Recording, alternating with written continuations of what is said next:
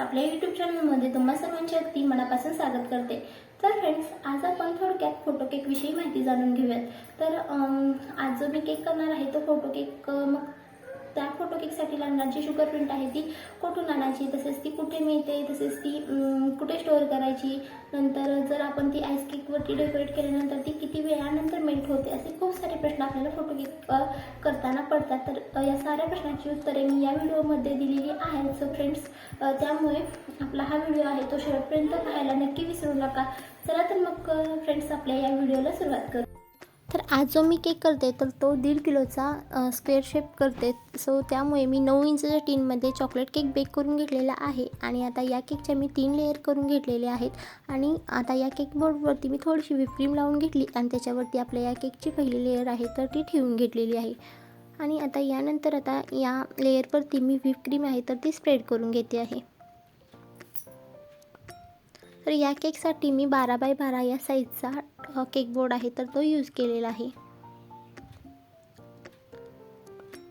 तर फ्रेंड्स, ही whip cream आहे तर ती स्प्रेड करून झालेली आहे आणि आता केकची टेस्ट आणखीन छान होण्यासाठी मी या क्रीमवरती चॉकलेट सिरप आहे तर ते ॲड करून घेते आहे आणि ते स्प्रेड करून घेऊयात। तर चॉकलेट सिरपऐवजी तुम्ही चोको चिप्सचा यूज करू शकता। केक ही चोको चिप्समुळे ही केक खूप टेस्टी असा लागेल।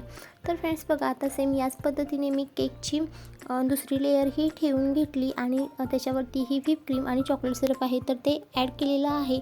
आणि आता त्यानंतर मी केकची तिसरी आणि शेवटची लेयर आहे तर ती ठेवून घेतली आणि आपल्या या केकचं प्रॉपर असं मी आता फिनिशिंग करून घेणार आहे। तर त्यासाठी मी केकचं क्रम कोटिंग करून घेतलं आणि आता संपूर्ण केकवरती मी आता ही क्रीम आहे तर ती ॲप्लाय करून आता केकचं प्रॉपर असं फिनिशिंग करून घेते। तर फिनिशिंगसाठी मी पत्त्याच्या पानाचा यूज करते। तुम्ही पत्त्याच्या पानाऐवजी जे फिनिशिंगसाठीचं स्क्रॅपर मिळतं तर त्याचाही यूज करू शकता।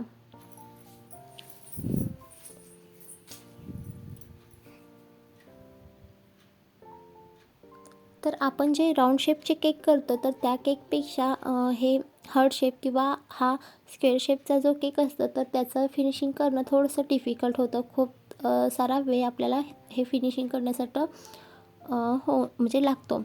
किंवा तुम्ही जर हे केक डेली बनवत असाल तर तुम्हाला जर प्रॅक्टिसने या केकचंही फिनिशिंग खूप इझिली होऊन जातं। तर फ्रेंड्स बघा, आता या केकचं मी प्रॉपर असं फिनिशिंग करून घेतलेलं आहे आणि आता हा केक आहे तर तो मी सेट होण्यासाठी ठेवून देणार आहे। तर 1 तास 1.5 तास तरी मी केक सेट होण्यासाठी ठेवून देते, जेणेकरून आपण जेव्हा नंतर आणि केकवरती डिझाईन करायला जातो तेव्हा तो केक मेल्ट होत नाही लवकर आणि आपण खूप जास्त वेळ आपल्या या केकवरती आपल्याला डिझाईन वगैरे करता येते। तर फ्रेंड्स बघा, आता या केकचं प्रॉपर असं फिनिशिंग झालं आणि आता केक आहे तर तो मी सेट होण्यासाठी ठेवून दिलेला आहे।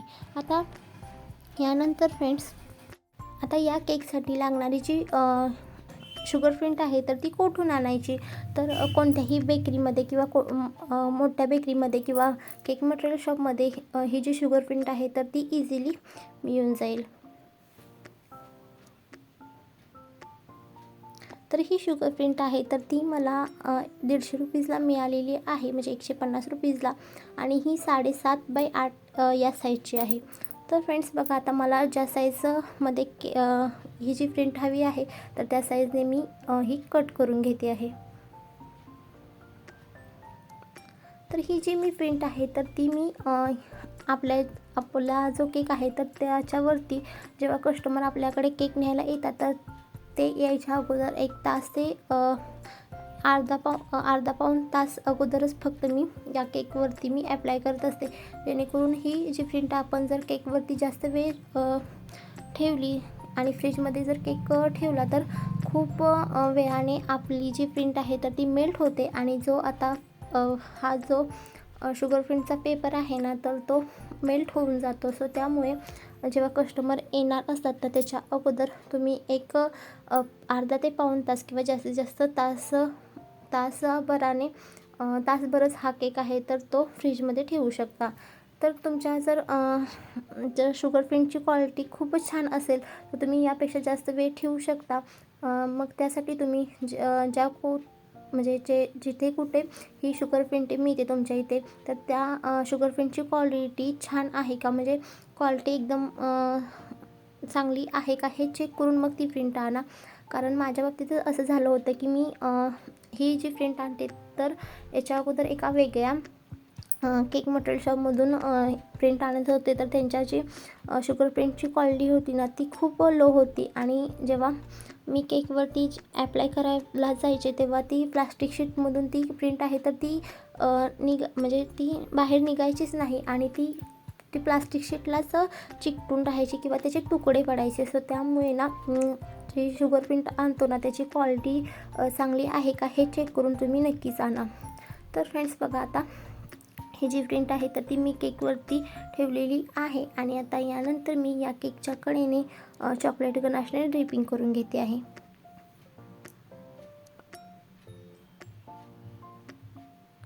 तर चॉकलेट गनाश कसे बनवायचे ह्याचा व्हिडिओ आपल्या या चॅनलवरती आहे, तर तो जाऊन तुम्ही नक्कीच पहा.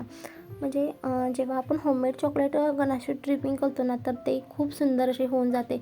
जेव्हा आपण केक मटेरियल शॉपमधून जेव्हा ते ड्रिपिंग आणतो चॉकलेट गनाशचे तर चॉकलेटचे, तर ते इतकं असं क्वालिटीचं नसतं आणि ते पातळसर असल्यामुळे पूर्ण खालपर्यंत ते जे गनाश आहे ते जातं. त्यामुळे आपल्या केकला म्हणावा असा लूक येत नाही. सो त्यामुळे होममेड चॉकलेट गनाश यूज करा आणि खूप सुंदर असं ड्रिपिंग होऊन जाईल.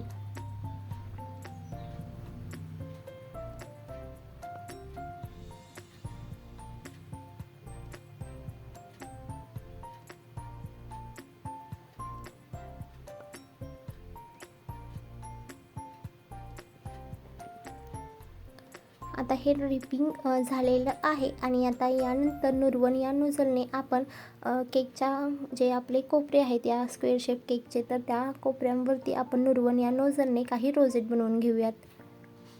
तर तुम्ही पाहू शकता की किती सुंदर अशी रोजेट बनत आहेत.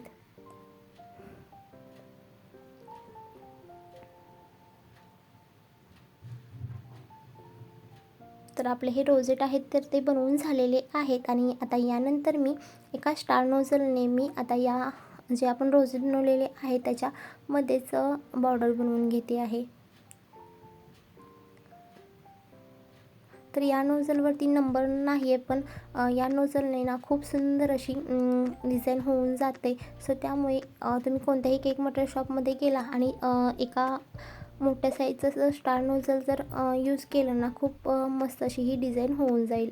आणि सेम त्याच पद्धतीने बघा मी वरती जी बॉर्डर बनवलेली सेम त्याच नोझलने मी आता केकच्या खालती ही बॉर्डर बनवून घेते आहे.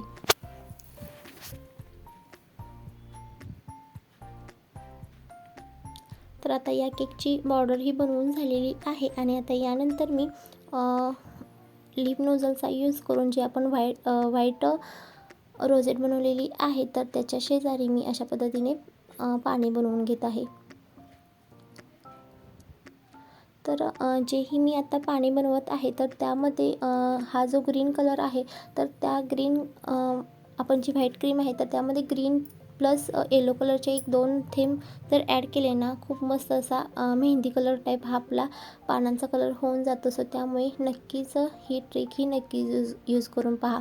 तर बघा आता मी हे रोजेटपाशी ही पाणी बनवून घेतली आणि खालती जी बॉर्डर बनवलेली आहे ना त्याच्या शेजारीही थोडेसे पाणी बनवून घेतलेली आहेत आणि तुम्ही पाहू शकता की केकचा लुक एकदम चेंज झालेला आहे आणि केक किती मस्त आणि अमेझिंग असा दिसायला लागलेला आहे. तर फ्रेंड्स बघा केकचा लुक आणखीन म्हणजे शाईन दिसण्यासाठी ना मी सिल्वर कलरच्या डस्ट कलरने स्प्रे करत असते केकवरती. त्याने ना केकचा लुक एकदम मस्त आणि एकदम भारी असा दिसतो. तर फ्रेंड्स तुम्ही ही नक्कीच हेही ट्राय करून पहा. तुम्हाला आता व्हिडिओमध्ये इतकं क्लिअर दिसणार नाही की केकची शाईन म्हणजे इतकी क्लिअर दिसणार नाही, पण तुम्ही जर नक्कीच ट्राय करून पहा या पद्धतीने स्प्रे करून खूप केकला शाईन येईल. तर फ्रेंड्स बघा आता यानंतर ही जी पिंक कलरची आपण बॉर्डर बनवलेली होती तर त्याच्यामध्ये थोड्या थोड्या स्पेसवरती मी सिल्वर कलरचे शुगर बॉल्सही डेकोरेट करत आहे.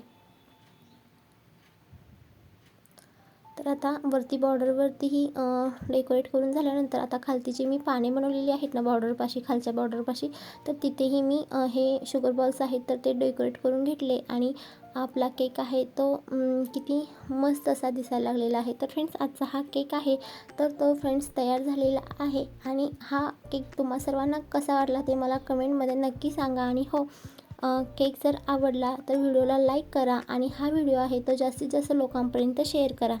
तर फ्रेंड्स, असाच छानसा केक घेऊन मी पुढच्या व्हिडिओमध्ये भेटेन. तोपर्यंत बाय.